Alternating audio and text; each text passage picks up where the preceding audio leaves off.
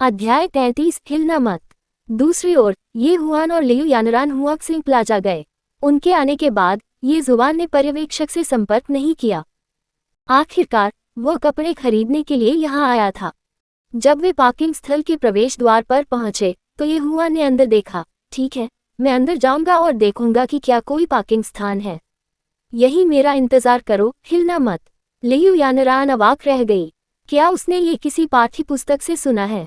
यह इतना परिचित क्यों था? ये जुबान नीचे चला गया। हुआक्सिंग प्लाजा मूल रूप से बड़े ब्रांडों का एक जमावड़ा था। कई अंतर्राष्ट्रीय बड़े ब्रांड यहाँ थे। वहाँ कई बड़े ब्रांड और लग्जरी सामान भी थे। स्वाभाविक रूप से यहाँ समय बिताने आने वाले लोगों का वर्ग अलग अलग था। इसे भूमिगत पार्किंग स्थल से देखा जा सकता था। जहाँ तक नजर जा सकती थी, यहाँ कारें 3 शीर्ष लग्जरी कार ब्रांडों की थी या उससे भी बेहतर। कुछ स्पोर्ट्स कारें भी थीं, लेकिन वे पनामेरा श्रृंखला की शीर्ष श्रेणी की सुपर कारें नहीं थीं। ये जुबान ने नजर डाली। वास्तव में यहाँ 2 पार्किंग स्थान थे। फिर उसने देखा कि किनारे पर प्लास्टिक के संकेत थे और वह एक पार्किंग स्थान में रखने के लिए तैयार हो गया। इसे नीचे रखने के बाद ये हुआ ने अपने सचिव को बुलाने की तैयारी की। हालांकि उसके बाद एक इंजन की आवाज सुनी जा सकती थी। तभी ये जुबान की तरफ से एक BMW आई और दोनों पार्किंग स्थानों के बीच में रुक गई। इसने प्रत्येक पार्किंग स्थान के आधे हिस्से पर कब्जा कर लिया और यहाँ तक कि ये हुआन द्वारा लगाए गए प्लास्टिक चिन्ह को भी उखाड़ फेंका। इसी समय सफेद बालों वाला आदमी भी कार से बाहर निकला। छोटे लड़के, तुम क्या कर रहे हो? क्या तुम्हें डर नहीं लगता कि मैं तुम्हें मार डालूंगा? इसके अलावा आप यहाँ टूटे हुए प्लास्टिक चिन्ह का उपयोग क्यों कर रहे हैं? मैं बाद में देखूंगा कि मेरी कार टूट गई है या नहीं। यदि ये टूट गया है तो भागो मत छोटे बच्चे। मुझे आपसे मुआवजा देने के लिए कहना होगा। ये जुबान की अभिव्यक्ति तुरंत उदास हो गई। उसने कार से बाहर निकले पुरुष और महिला की ओर देखा। महिला ने भारी मेकअप कर रखा था, जबकि पुरुष ऊर्जावान लग रहा था, लेकिन उसने अपने बाल सफेद रंगवाए थे। वे तो बस पिटाई की मांग कर रहे थे। मैं यहाँ सबसे पहले आया था। इसके अलावा आपकी कार के लिए 2 जगह घेरना अच्छा नहीं है ना? ये जुबान के शब्दों ने तुरंत सफेद बालों वाले आदमी को हंसाया। छोटे लड़के, तुम यहाँ पहले आए थे। तुम किस बारे में बात कर रहे हो? आपकी कार कहाँ है? आपके पास कार भी नहीं है। अपने माता पिता से कहो कि पहले यहाँ कार चलाएं। और क्या आप जानते हैं कि यह कौन सी कार है? यह एक BMW है। क्या आप इसे जानते हैं? मेरी कार शुरू से ही बड़ी है। क्या 2 स्थानों पर कब्जा करना उचित नहीं है? यदि आपके पास यह है तो आप 2 स्थान भी ले सकते हैं। फिर ये हुआन ने सफेद बालों वाले आदमी की ओर देखा। क्या तुम बाहर नहीं आ रहे हो? छोटे लड़के, तुम अब भी मुझे धमकाना चाहते हो? मैं तुम्हें मरूंगा। व्हाइट हेयर ने अपनी मुट्ठी ऊपर उठाई और उसके चेहरे पर एक अजीब सी मुस्कान आ गई। उसने ये जुबान को बिल्कुल भी गंभीरता से नहीं लिया। फिर ये जुबान ने सिर हिलाया और दूसरी तरफ चली गई। जब सफेद बालों वाले व्यक्ति ने ये जुबान को जाते देखा तो वह खुश हो गया। आखिरकार छोटा बच्चा तो छोटा बच्चा था। वह इस डर को बिल्कुल भी बर्दाश्त नहीं कर सका। फिर उसने अपनी गर्लफ्रेंड को गले लगा लिया। चलो शॉपिंग चलते हैं। जैसे ही वे दोनों निकलने वाले थे, एक फोकलिफ्ट सीधे उनके पार्किंग स्थान के पीछे रुकी, जिससे पूरी BMW अवरुद्ध हो गई। BMW अब अजीब स्थिति में थी। उसके सामने एक दीवार थी और उसके पीछे एक फोकलिफ्ट थी। इसे दोनों दिशाओं में अवरुद्ध कर दिया गया था। जब तक BMW बगल में नहीं चलती, बाहर निकलने का कोई रास्ता नहीं था। ये जुबान आगे बढ़ी और कर्मचारियों की ओर हाथ हिलाया। बाद वाले ने अपने फोन पर मिले पैसे को देखा और जल्दी से भाग गया। शायद उसे 1 महीने तक काम नहीं करना पड़ेगा। फिर ये हुआ ने मुस्कुराने से पहले स्तब्ध युवक और लड़की की ओर देखा। चूंकि वे यहाँ रहने के इच्छुक थे, इसलिए उसने उन्हें रहने दिया। सफेद बालों वाले व्यक्ति ने ये जुबान की ओर देखा। वह ये भी जानता था कि इसके पीछे इस छोटे लड़के का हाथ था। छोटे लड़के, तुम्हारा क्या मतलब है? क्या तुम पिटना चाहते हो? सफेद बालों वाला आदमी गुस्से में था। वह उस लड़की को लाया था जिसे उसने आज ही उठाया था, लेकिन उसकी कार को एक छोटे लड़के ने रोक दिया था। ये सीधे चेहरे पर एक तमाचा था। ये हुआ ने सफेद बालों वाले आदमी की बातें सुनी और अपने पीछे लगे निगरानी कैमरे की ओर इशारा किया। आओ, अगर तुम्हें ये पसंद नहीं है तो मुझे मारो। वैसे भी जब मैं ये यात्रा करूंगा तो आपकी BMW भी क्षतिपूर्ति के लिए पर्याप्त नहीं होगी।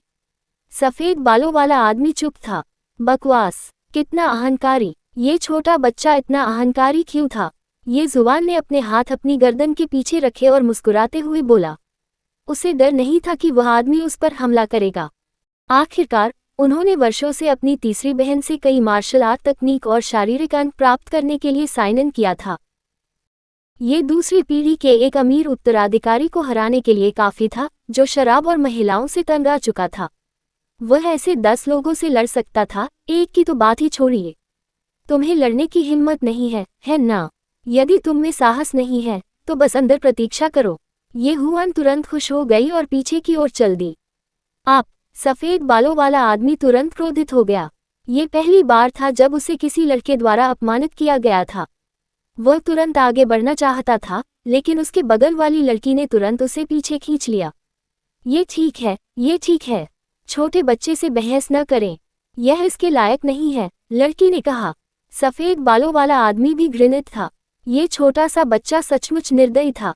हालांकि उन्हें विश्वास नहीं था कि दूसरी पार्टी उन्हें इस तरह रोकने की हिम्मत करेगी। इस तरफ कारें एक के बाद एक प्रवेश करती गईं और BMW को देखा जो एक फोकलिफ्ट द्वारा अवरुद्ध थी। उनकी आंखें भ्रम में फैल गईं। क्या अब BMW इतनी महंगी हो गई है?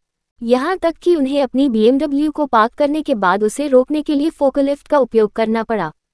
क्या उसे डर था कि कोई उसकी कार को छू लेगा? ये हुआन बाहर चला गया और उसे याद आया कि साइन इन करने पर उसे जो लाफेरारी मिली थी वह अभी भी भूमिगत गराज में खड़ी थी। ठीक है, वह इसे बाद में निकाल देगा। युवा मास्टर, क्या कोई पार्किंग स्थान है? लियू यानरान ने पूछा। ये हुआ ने अपना सिर हिलाया। अंदर कोई जगह नहीं रहनी चाहिए। आइए पार्क करने के लिए दूसरी जगह खोजें। ठीक है, मेरा इंतजार करो, मैं कार पार्क करूंगा। लियू यानरान के कार पार्क करने के बाद ये जुबान उसे लेकर आई। हुआक्सिंग प्लाजा की 5वीं मंजिल एक ऐसी जगह थी जहां अंतर्राष्ट्रीय ब्रांड बेचे जाते थे। अरमानी, LV, चैनल, गुची और अन्य अंतर्राष्ट्रीय ब्रांड सभी यहां थे। एक नज़र में इसे एक चमकदार सरणी कहा जा सकता है। लियू यानरान इस जगह के लिए कोई अजनबी नहीं थी। वाक्सिया बैंक के निदेशक के रूप में उनके पास कई बड़े ब्रांड थे। फिर वे दोनों एक चैनल स्टोर में चले गए। जैसे ही वे अंदर गए, विक्रेता ने उन दोनों को देखा और दंग रह गया। ये जोड़ी बहुत ही आकर्षक थी। कहने की जरूरत नहीं है, ये जुबान की शक्ल स्वर्ग को मात देने वाली थी। लियू यानरान, जो उसके बगल में थी, भी बेहद अच्छी दिख रही थी। यहाँ खड़े वे दोनों बहुत ही आकर्षक थे। उसी क्षण वह पास आई और तुरंत उन दोनों से कहा, हेलो सर और मिस, क्या आपके पास कोई सामान है जिसे आप खरीदना चाहते हैं? यदि नहीं तो मैं आपको कुछ वस्तुओं से परिचित करा सकता हूँ। ये हुआन ने सिर हिलाया और आगे बढ़ गई। आइए अंदर चलें और देखें। ये हुआन लियू यानरान को अंदर ले आया। फिर उसने किनारे की ओर देखा। उसने विक्रेता से कहा, कपड़े का वह टुकड़ा नीचे उतारो और मुझे देखने दो। छोटे सेक्रेटरी, आप इस पर प्रयास क्यों नहीं करते? उसकी बातों से विक्रेता स्तब्ध रह गया। ये हुआ ने लड़की को क्या कहा? छोटा सचिव, ये इसका क्या मतलब था? क्या वे भाई बहन नहीं थे? लियू यानरान ने अपने सामने कपड़ों की ओर देखा। फिर उसने कपड़ों के पीछे लगे टैग को देखा और दंग रह गई। हे भगवान, इसकी कीमत 188,000 युआन है। ये बहुत महंगा था। भले ही लियू यानरान ने बहुत सारी बड़ी रकम देखी थी, उसके मुंह के कोने कांप रहे थे। आखिरकार इसकी कीमत 188,000 युआन थी। एक ड्रेस उसकी लगभग आधी सैलरी के बराबर थी। वह कैसे चौंक न सकती थी। हमारे चैनल की कहानी देखने के लिए धन्यवाद। अगले वीडियो में मिलते रहने के लिए बने रहें। कभी कभी गायब सामग्री की कहानी, कृपया समय पर त्रुटियों की रिपोर्ट करें। अलविदा।